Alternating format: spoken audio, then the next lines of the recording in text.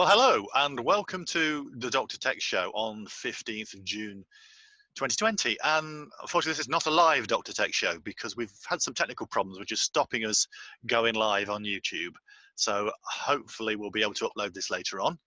And also hello to Hope Radio Birmingham listeners who will be listening to this in their full glory later on. But hello, welcome to the show and sincere apologies for not being live at 12 noon. But we'll try to deal with that as soon as we possibly can. But as usual, I'm joined by Pauline and Swain. So hello to you. Hello, morning, Pauline. Morning, John. Very good to see you again. Yeah, good to see you. And good to, how is it in Birmingham? It is a bit dull here today, but I've just come off a Zoom call about theory of change, so that's been fascinating. Right. Okay. Good. Good. Okay. And Swain, hello to you in Orkney. How's things there? Hello, everything's fine here. Nice day again. Great to be here with you. Can you hear me? Yes. Yeah. Yeah, we can hear you loud and clear. So, hello, welcome to you. And we're not live today, and we don't have any guests today. But if you, well, I was going to say if you want to join us, but we can't tell anybody to join us. You need to get online telling people to join us. You know, for future reference, if you want to join us on the show, then you can email drtechshow@gmail.com.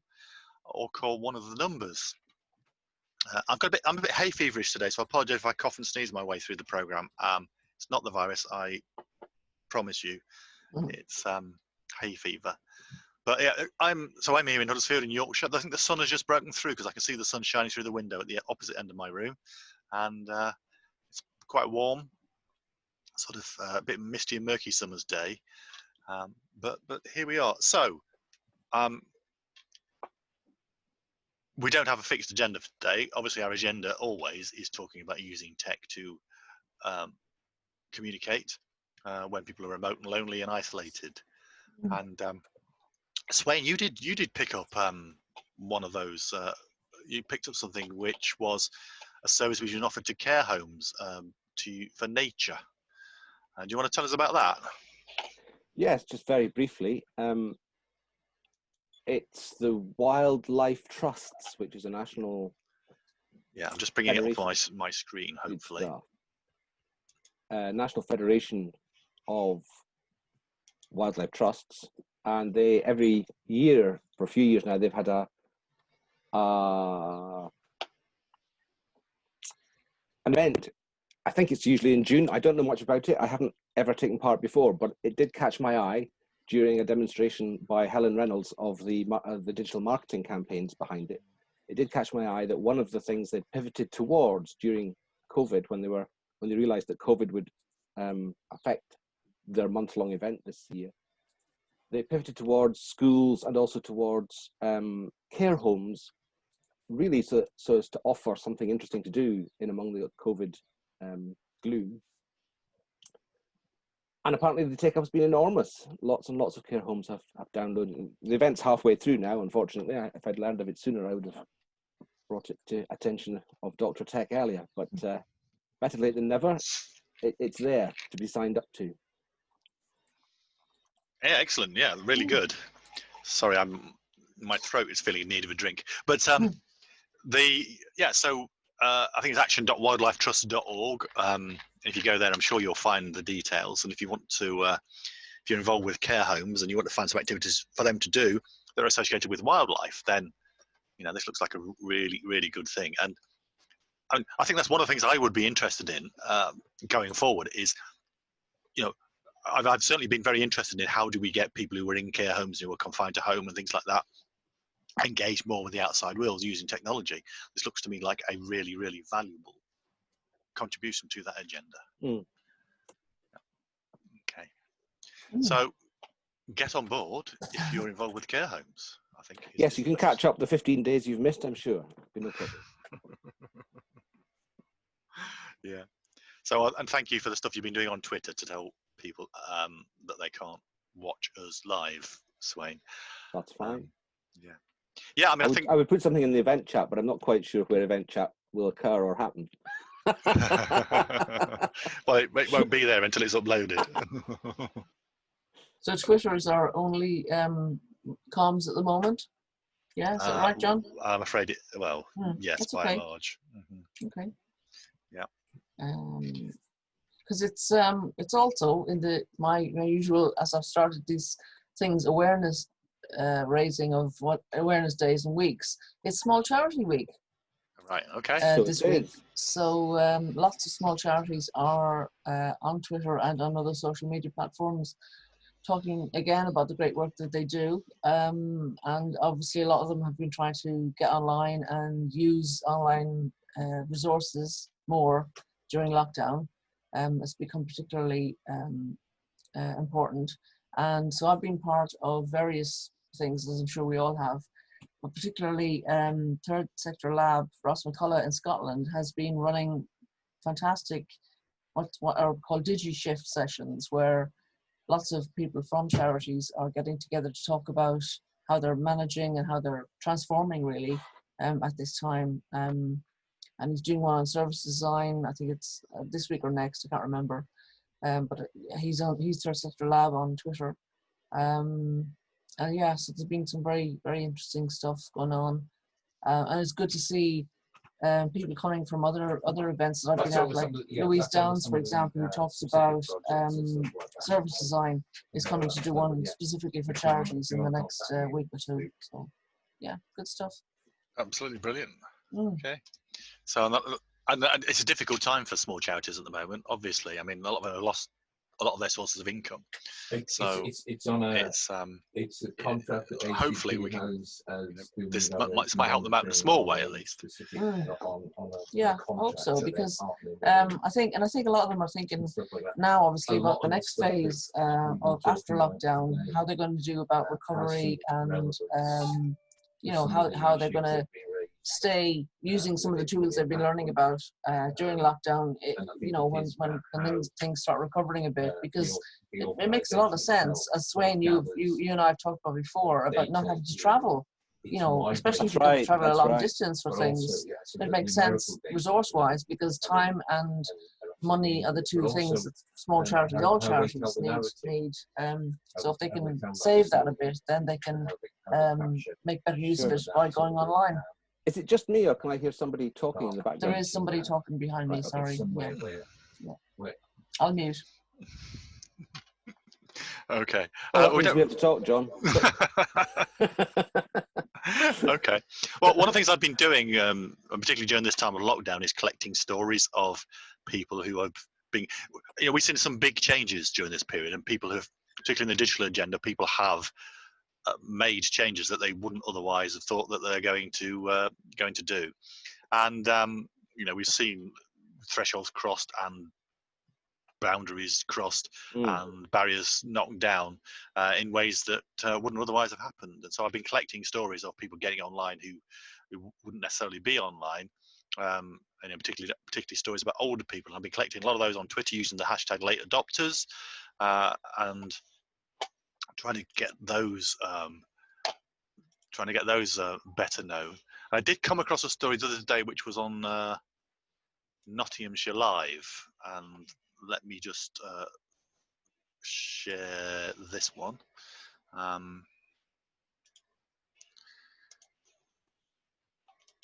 So this story was on Nottinghamshire Live, and it was about 73-year-old Hilda Bradshaw, who was allowed to, who was enabled to get online by Ashfield Voluntary Action. And I've actually emailed the guy who's quoting. I found for a bit of Twitter research or online research that there was a misprint of the guy's name, who from Ashfield Voluntary Action, who was responsible for this piece of work. But I managed to find his name and his email address, and I've emailed him to ask if he'll come on a future show. But this is a really good story here about how Hilda has got online and now takes part in weekly conference calls with her family. You know, and I suspect a lot of us have been doing this during lockdown. I do this with my family. My daughter's a very talented singer, and so every Saturday, sort of tea time, we have a session with all our family where my daughter takes requests and sings songs, and we listen to her. And there's a lot of that kind of thing going on. But the challenge is, if you've got people in the older generation who are not switched on to technology, how do you bring them into that kind of thing? And so I think this is the thing. I think this is a really heartwarming story for me. And I congratulate Ashfield Voluntary Action and Steve Wass, his name is, although it's Steve Waff in the article, but his name's Steve Wass as far as I can find out, who's done this with this lady in where is she? In Ashfield, in Nottinghamshire, Kirkby and Ashfield in Nottinghamshire. So a lot of this kind of thing going on at the moment. I really would like to hear more of those kind of stories, because I think a lot more of it must be going on that we don't get to hear of. Any comments, guys? You're both muted now, so I'm just talking to myself. I'm having slight problems with my Zoom today. It's not the day for technology, I think. Also, I'm aware there's someone cutting their lawn, probably quite audibly in the background here. I can't hear it, so I think we're okay. Good. That's great. Yes, I certainly agree with you, John. And I think I've mentioned in a previous programme about an Irish women's group that I've reconvened online, start at the beginning of lockdown. So on Sunday evening at 6:30 to 7:30, my women's group meets and we talk about whatever's going on for us. And some of those women have never used this kind of technology before, and they've just taken to it like ducks to water. And some of them are using mobiles or tablets or laptops. I would like if some of them had earphones to plug in, because it seems that the sound breaks up, but otherwise they're doing really well. Yeah, well, we're all doing this kind of thing these days. I mean, it's most TV programs these days, and certainly news programs. It's like they appear to be just totally. I mean, they're Zoom calls or whatever else, other technologies they use. I think there's a special edition of Skype, particularly that came out just for broadcasters that they use, which boosts the connection. So there's all these kind of things are happening these days, and it's so easy to do once you know what you're doing. But I find this particularly useful story, and the fact that it's good. I think that local newspapers are picking up on this kind of thing. I think I've been on local radio talking about it, and so if you know a story, please let us at the Dr. Tech Show know. drtechshow@gmail.com. You can email in with your stories about people getting online at this time, and we would love to hear from you. But the details on your background are particularly clear this week, John, if I may say so. I hope Chris Gondor has no complaints this week. I thought that as well, and I've also tweeted out the phone numbers. So it'd be great if somebody would phone in and just chat to us, because obviously we're trying to keep the show accessible to people, and so phones are available and welcome. It'll be interesting. I've never actually tested out what happens when somebody calls one of those numbers, but we'll find out. We don't even know. Where does it appear on my screen? Does it? To your left and your right, John. So the numbers are on your right no, shoulder. I didn't mean that. I mean when somebody actually calls in, do I get a kind of message? I suppose. Oh yeah. Are you monitoring all your? Maybe next week I'll call in my contribution. Is the telephone system of Orkney up to that? Well, we'll see. Yeah, exactly. All this load that's been taken off the main system by fibre, there's bound to be some spare capacity. Yeah. Well, I suppose, the problem is that we're having our own technical problems today, and it just goes to show that nobody's immune to this kind of thing. But it's good to talk. Maybe that's something we can talk about, John, is how, our stories of how in the past when technology has failed, what we've done to compensate, or how we've made up for that, because I know that a lot of people are relying maybe on one service these days, and it's good to think of a plan B. As you and I have talked about before, John, about, Zoom isn't the only video calling conferencing service available. And I've written a blog post about it. As you said, Skype has upped their game. Google has launched its Meet, or upgraded its Hangout service to Meet. to meet need. WhatsApp, if you've only got 4 people, you can do a very adequate video call with 4 people on a WhatsApp. So yeah, there are other services are available. And similarly, when people talk about Google and searching online, Google is a search engine, but it's not the only search engine. And I think I'm always keen to encourage people to use other search facilities. Yeah, definitely.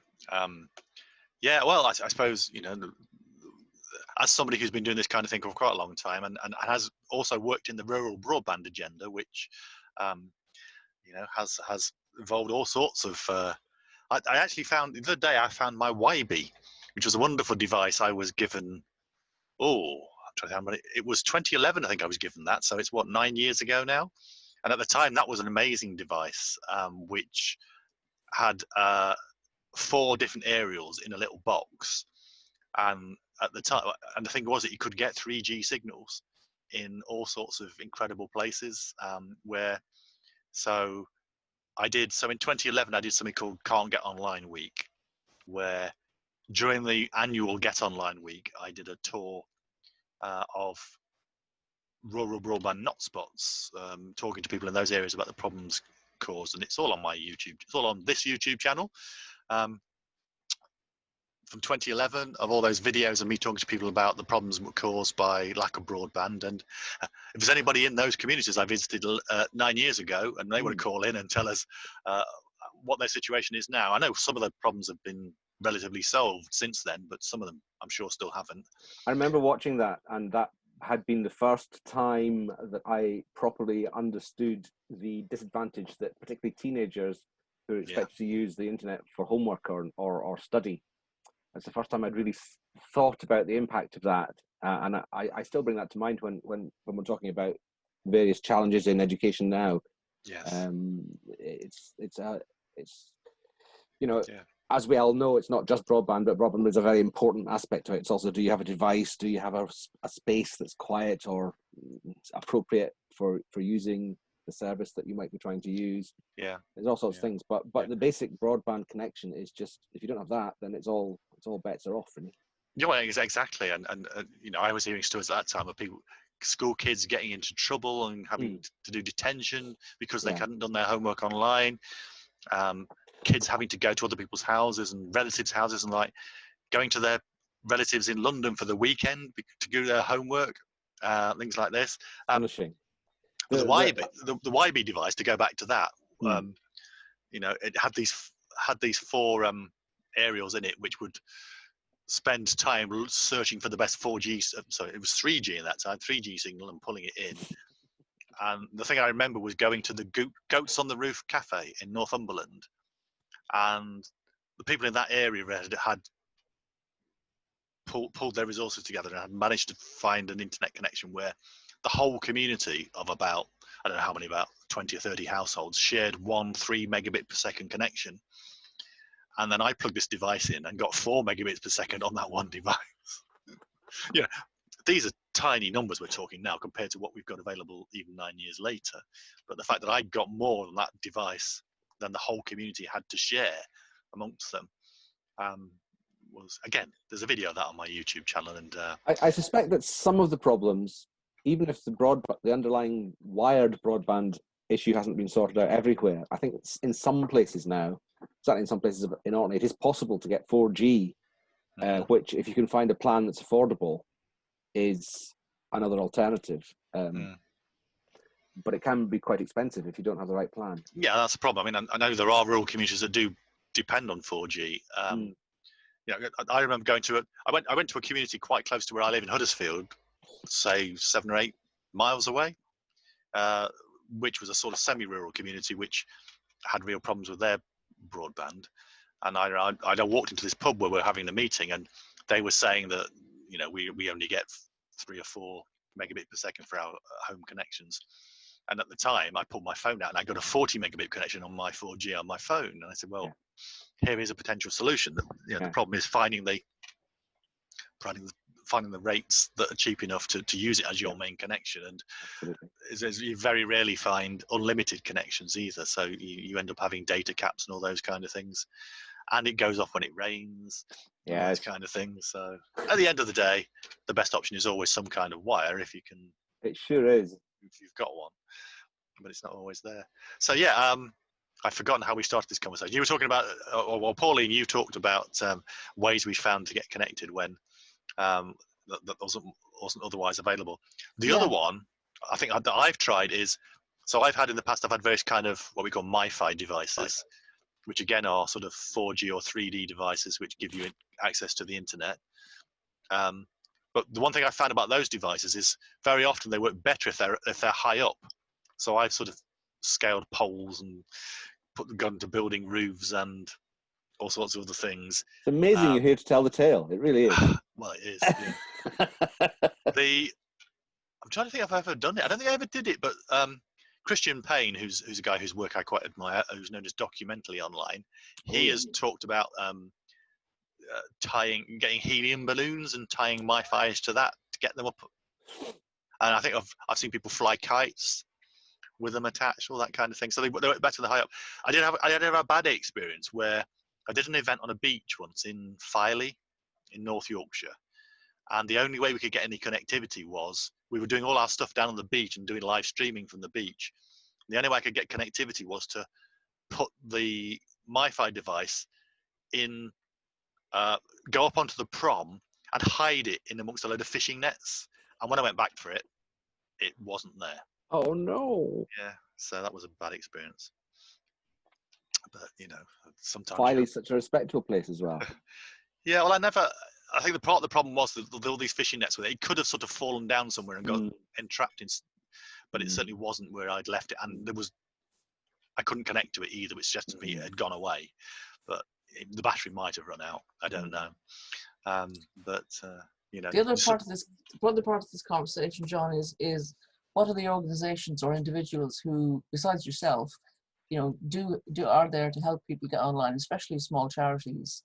I know I was talking to you over the weekend about looking for recommendations for where people can buy devices from, but getting good unbiased advice about where people should buy devices from or services from, I think is very important and something we don't really know enough about. So can you tell us something about what your background and knowledge of that? Well, yeah, I've spent quite a lot of time trying to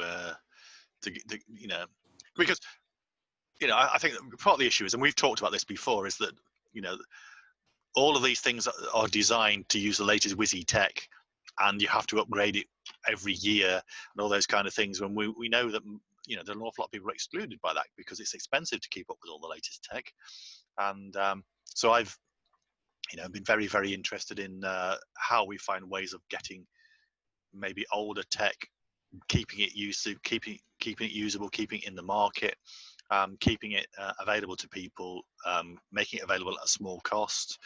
I was involved in 2010, before we had a change of government. I was involved in a plan to try to roll out a national computer technology recycling scheme, which our plans were well on track with that, based on a model established by Milton Keynes Council. Unfortunately, the government changed in 2010 and they threw those plans out of the window. So, ever since then, I've been trying to find ways of helping people to get hold of cheaper refurbished tech. There are organisations out there. There's a company called Hapus in South Wales. Look at their website, hapus.eu. I know the guy who runs that, Dave, and they're lovely people, and they do a lot of work in getting hold of redundant kit and repurposing it and making it available. But they're quite a small outfit. All power to their elbow. But, if you want a massive amount of kit, they may not be able to help. But there are lots of those kind of operations available all around the country. I did a podcast recently with Ben McKenna, who runs Solidaritech based in Bradford, and they do a scheme getting recycled technology out to refugees. There are a lot of people doing this kind of thing, but there is no real sort of, I know, but I suppose during coronavirus there has been devices.now, which is a bit of a sort of attempt for a national strategy. But again, I mean, I think the numbers of devices I've seen that they've put out has been relatively small, and I just think, we can't keep chasing what the manufacturers want us to do is to keep buying the latest new tech, and that just excludes people. It excludes people because they can't. I think there are two aspects to this. One is they can't afford to keep up with the latest new tech, but the other things is things keep changing, and we know that technology changes very quickly. But a lot of people who are not in this game, who are not digitally included, something changes, it leaves them behind, and we need to find ways of helping people carry on doing things the way they've got comfortable with, I think.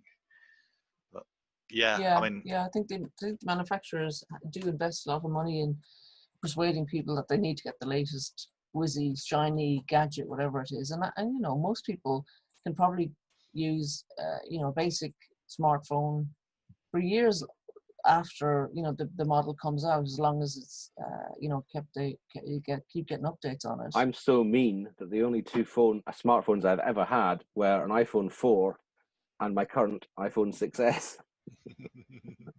So it's getting to the point where the 6S, though, it's just on the verge of having apps which won't upgrade on it. Just about there, not quite.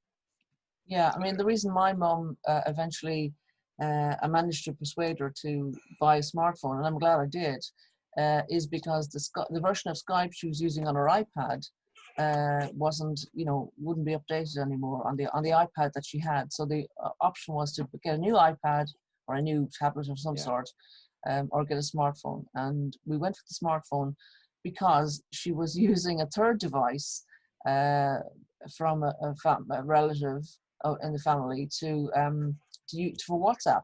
So she was, having to use three devices instead of, an iPad and a smartphone. So she went for the smartphone.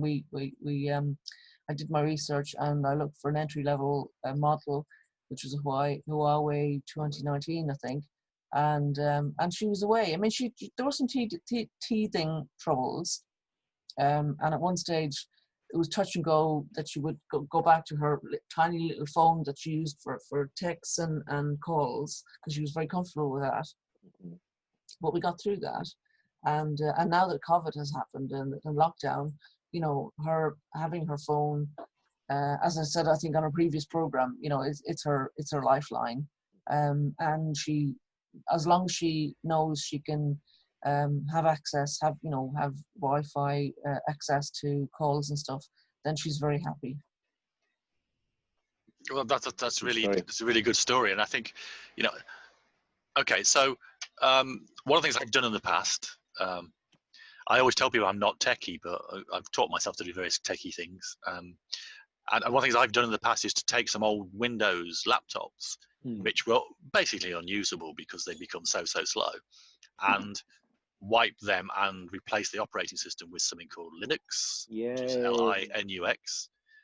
And the easiest form of Linux to use is something called Ubuntu, or the one I find easiest to use anyway. So, I'm not really a techie, but there are various instructions online how to do this. You can download this program and put a USB stick in it, and it will automatically load this program. And it makes these, what you think are unusable computers, run. They're never going to run like the latest model, but they do run an awful lot better. It's incredible, the difference. I have a whole fleet of old laptops which I've done that to, which I use for various specific purposes, like attaching to the television or whatever. There's a few wriggles and annoyances with it, but compared to not having anything, it's great. Yeah. Well, yeah. I mean, so you can do that with an old computer.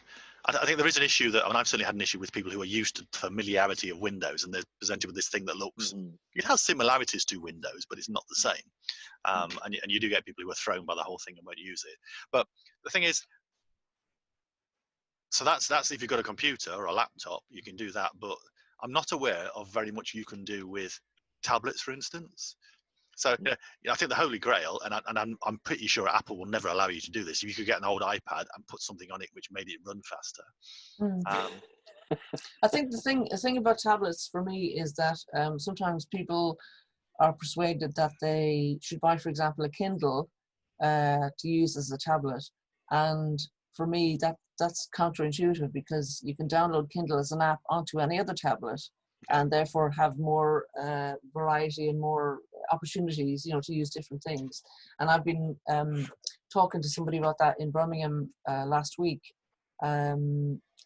who is helping community groups, and some of them have bought Kindles. And I've said, well, I wouldn't advise that. And they also, some community groups do get a bit of money from somewhere, a grant, a trust, or whatever, and they need advice about where to go and buy something. And I think it's beholden on us who have a bit of technical knowledge to give them advice, so they don't get ripped off or end up buying something that's too highly spec'd. I mean, I'm sure, the people, John, that you've mentioned wouldn't do that. But I mean, there are less scrupulous people, I suppose, in the tech world who, would sell somebody something very high spec that they don't need. I've come across it a number of times, because particularly when I did the project Our Digital Planet, where we were going around city centres, I came across instances of older people who were probably relatively financially well off, but still not into technology, who had been sold things that they didn't, they wanted to call their grandchildren on Skype, so they got into a shop and said, what can I do? And they've been sold the latest iPad, and spent the best part of £1,000 on when they could have got something for much cheaper. So, I think there are people around who will exploit that kind of lack of knowledge. I mean, you reminded me, actually. I've got an old iPad 2 somewhere, which I've not used for a while, and I was using it just to watch BBC iPlayer and YouTube, because a lot of the stuff we wouldn't do anymore, but it was working perfectly well for that.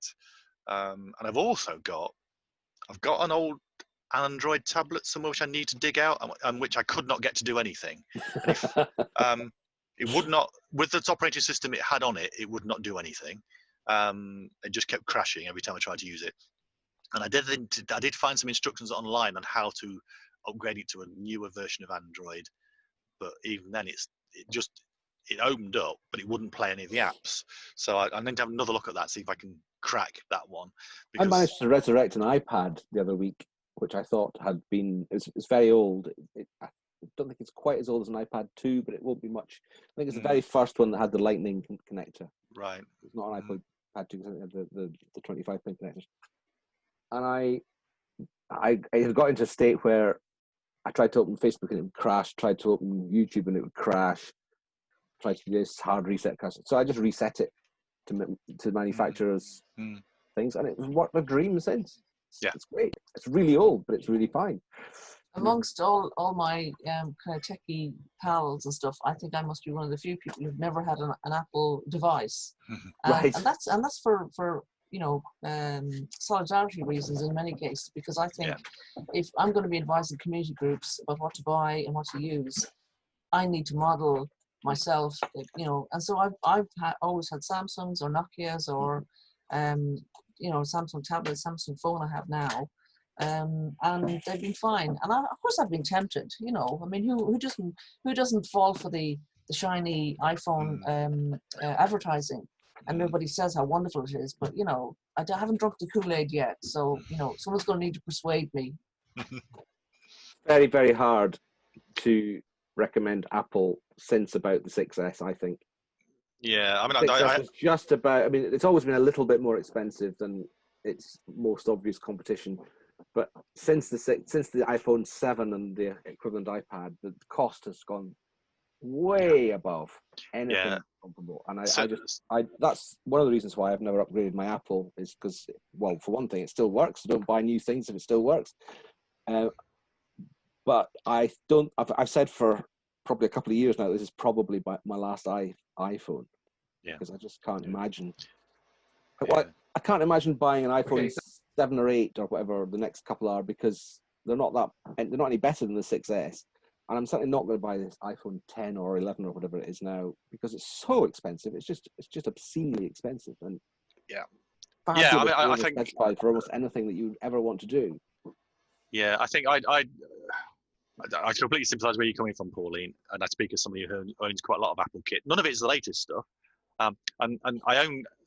So my main phone that I use is an iPhone 10, which I bought specifically just after the iPhone 11 came out because the price drops dramatically when you do that.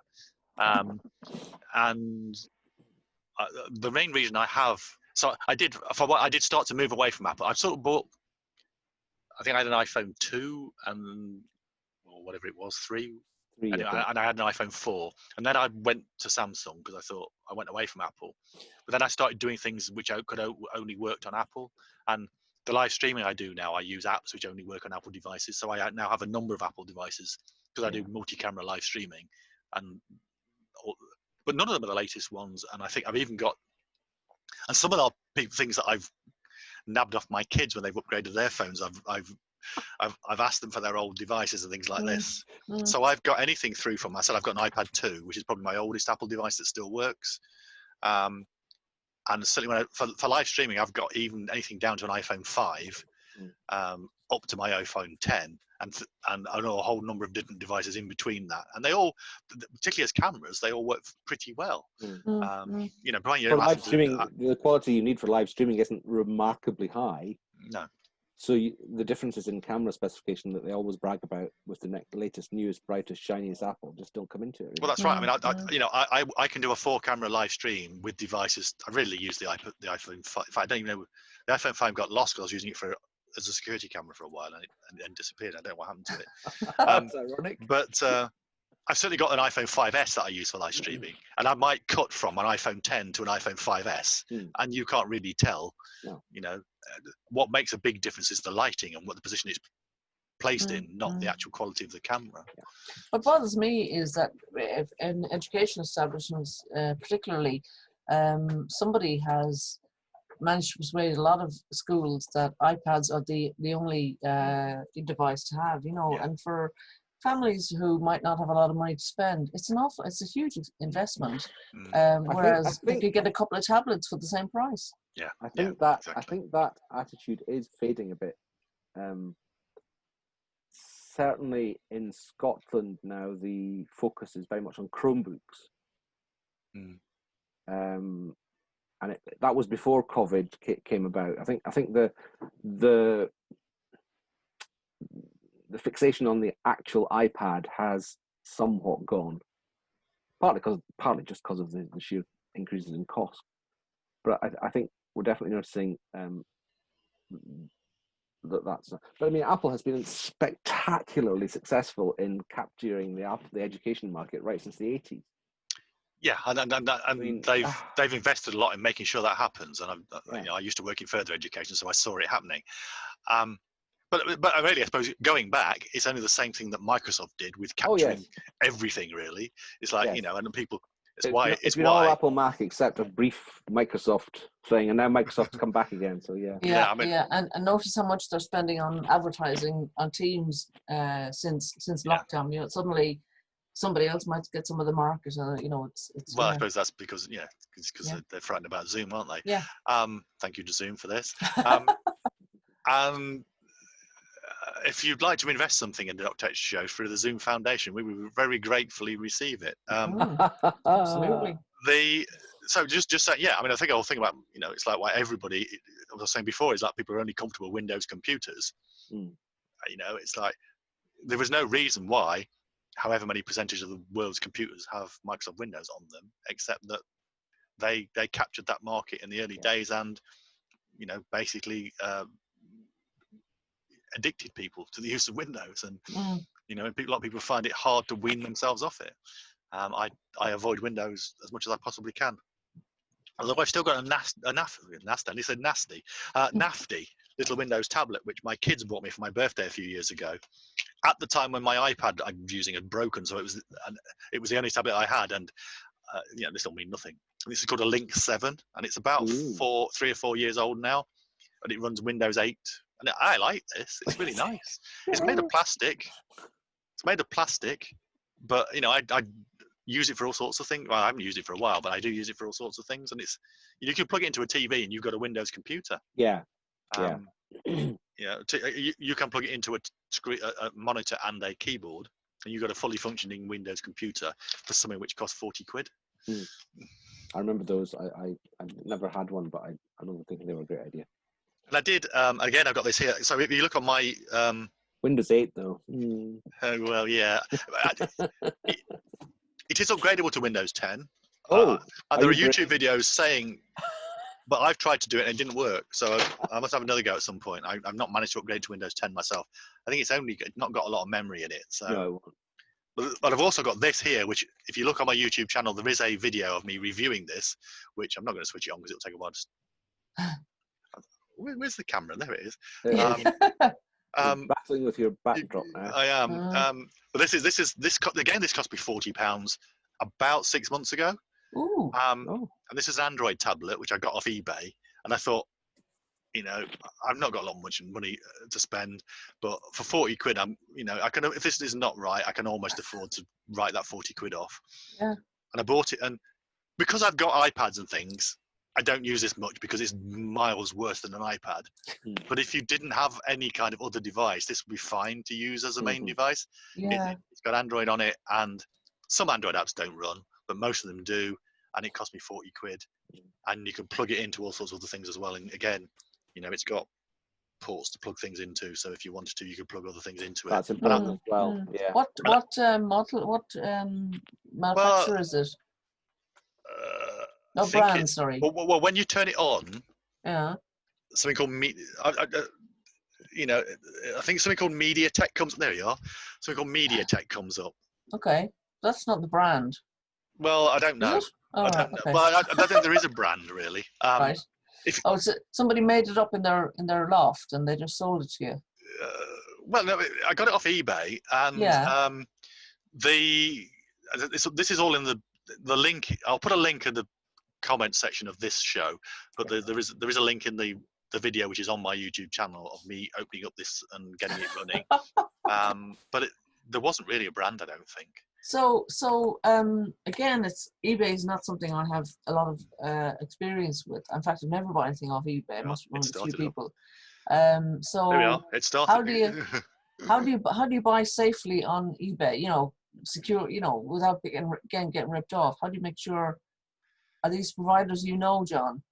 Well, no. Think about eBay. Okay, so I did some work 3 or 4 years ago for the local authorities in Suffolk, East Suffolk, and it was digital inclusion work, getting some older people together, and one of the things they asked me to do as part of that course was to teach people how to use eBay. Okay. And so I did this, and I got eBay up on a screen, and what do we do? And I asked.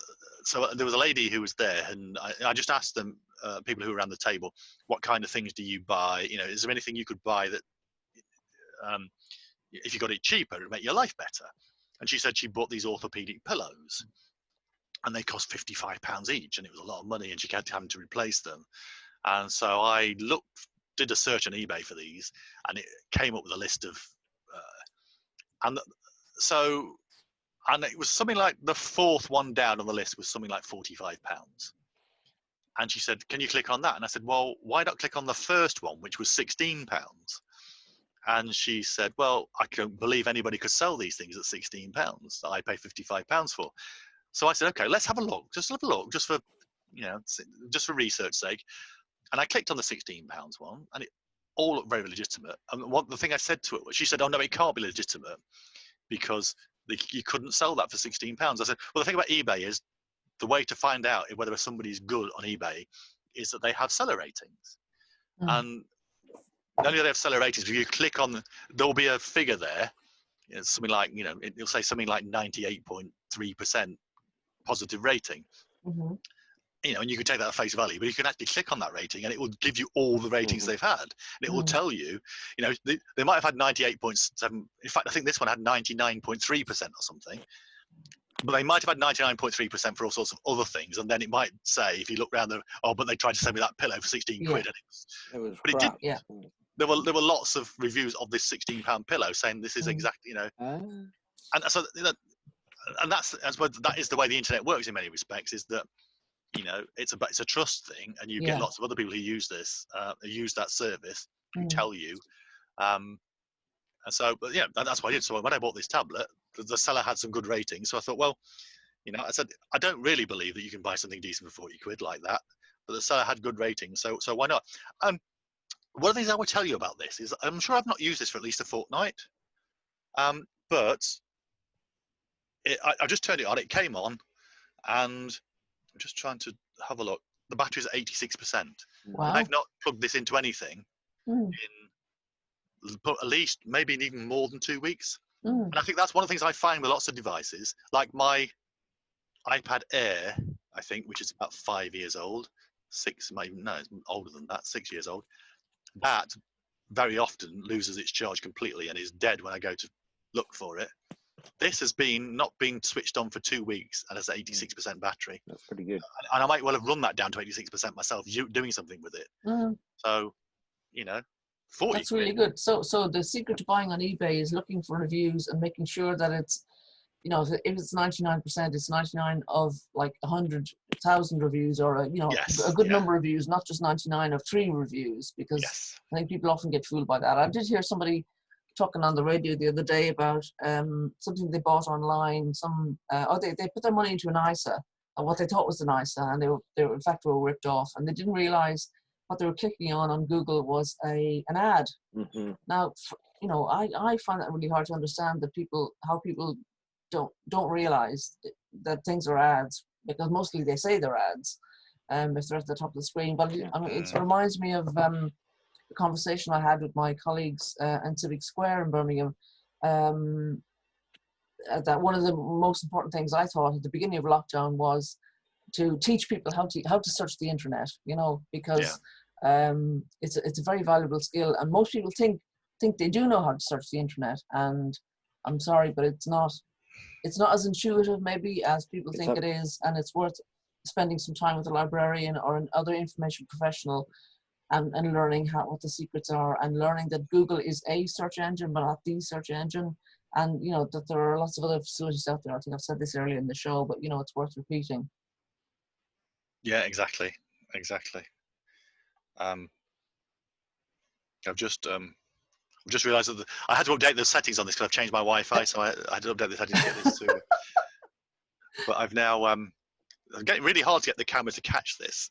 It is, yeah. You need to tilt it to catch the screen, but we've seen it, I think. Yeah. Well, what I was trying to do was to play the YouTube video of me reviewing this, and it'll send us down some kind of. That's a bit ambitious. Bit of a rabbit hole there, John. Horrible. I'm not sure the sound quality would be brilliant. Yeah, but but what it will do is, if I can do it, is it will demonstrate that this thing does actually work. So, John, are you hoping to get this show up on YouTube during the week sometime so people can, benefit from it? I'll probably get it on within minutes of. Okay, that's great. That's great. So we can remind people that it's Small Charity Week, and that they should look at the hashtag Small Charity Week and see all the great things that are going on. Today's a day to thank, I think, small charities, and because I am also a trustee of Small Charities Coalition, I need to say that on Saturday we're doing an appreciation day. So all small charities who have done good things will be appreciating the good that they've done, and other people can appreciate them as well. And so it runs all week, and do check in on it. Yeah. Okay. Well, thank you for that. Thank you for that reminder. And and thank you to all the radio listeners in Birmingham for listening in to us. We can also say that Third Sector Lab that I mentioned earlier, they've just launched a new digital skills training for the third sector, a program called The Curve. So it's on their website, and they're starting on the 22nd of June with case studies, telling stories to support your cause, and they've got a whole series of courses free for third sector organisations only, and it's well worth a look to see what they're bringing forward. Yeah, absolutely, brilliantly. So we're in our last minute, John. Are we in the last minute, or do you need an hour for our radio listeners? Because we did start late, didn't we? So we're only on 54 minutes in terms. Oh right, okay. You can go on a few minutes. Are you okay to go on for a few minutes, Swain? You're muted. For the benefit of radio listeners, yes. Even the most professional of our radio, even the most professional of our IT people Oh, there's John There he on is, his John on his on tablet John. now. That's really spooky. Let me take a picture of that because That that's is just amazing. that's Don't move. just Don't weird. move. Don't move. No, you have to see John's face as well. John, if you can move your hand from the top of the screen and then just hold that, I'll capture it. And that's what. there we go. Yeah, John being John. It looks like I've got two heads. That's amazing. At the very least. BBC TV Hitchhiker's Guide to the Galaxy. Yeah. So this is the YouTube video of me reviewing this tablet. I love that. Yeah, it's difficult to get the camera to capture it. If you put a link in the this YouTube, we'll be able to tell people about that. It always. I mean, I've got a huge pile of old stuff, most of which is mine. A few things I've been just given because people think, well, this is useless. And now and again, when I'm not feeling very cheerful, I get a tremendous feeling of achievement from rebuilding one of these ancient old things to do something or other vaguely useful. Yes. And if it doesn't do anything other than cheer me up, it's worthwhile, to be honest, sometimes. What do you do, Swain? Tell me. What do I do? No, what do you do?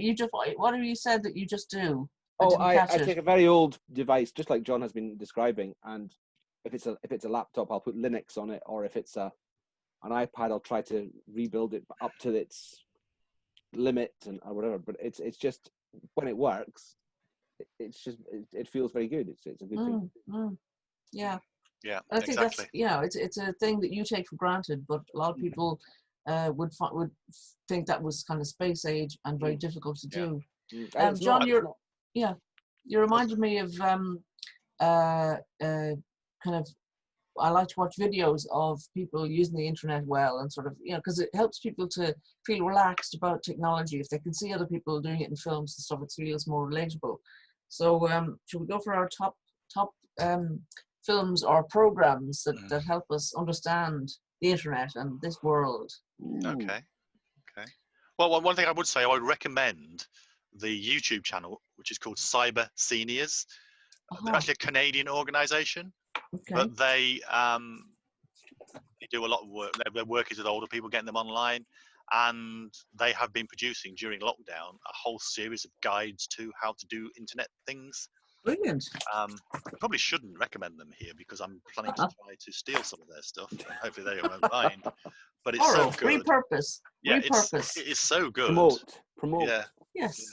Cyber Seniors, and that's on YouTube. Yeah, they're a Canadian organisation, and they've got a YouTube channel full of absolutely brilliant. How long have they been doing that, John? A few years, I think. So maybe sort of, I don't know exactly, 4 or 5 years. Okay. I only discovered them on YouTube, so they might have been going longer and not had a YouTube channel. Yeah. Brilliant. Actually, that reminds me. When we were talking earlier about kind of people getting help and getting advice and stuff.